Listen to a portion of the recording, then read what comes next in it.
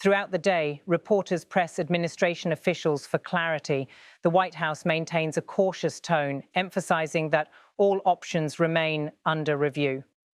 Yet behind that language lies a firm conviction: the era of open-ended military aid without clear reciprocity may be over. By evening, as the leaders emerge for a joint press appearance, the tone is diplomatic but guarded. Trump praises Ukraine's resilience, calling its people brave and determined. Zelensky, in turn, thanks the United States for its continued partnership. But the underlying issue, the Tomahawks, remains unresolved. In a brief closing statement, Trump repeats the phrase that has now become the centerpiece of the story: we can't deplete for our country.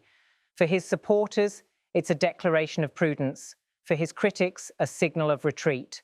Either way, it captures the essence of Trump's current approach to global defense: calculated, transactional, and deeply rooted in domestic priorities. As night falls over Washington, the lights in the White House remain on.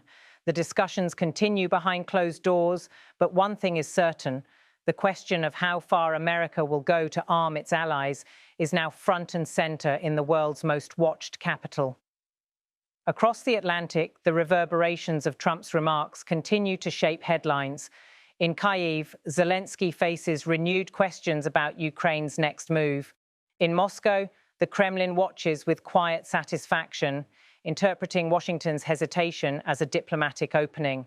And in European capitals, leaders scramble to assess what this shift might mean for the balance of power in the months ahead.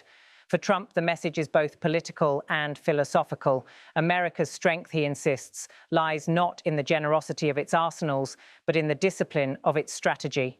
And as he looks ahead to future meetings with allies and rivals alike, one thing is clear: the president is redefining what it means to lead from strength in a world growing ever more uncertain.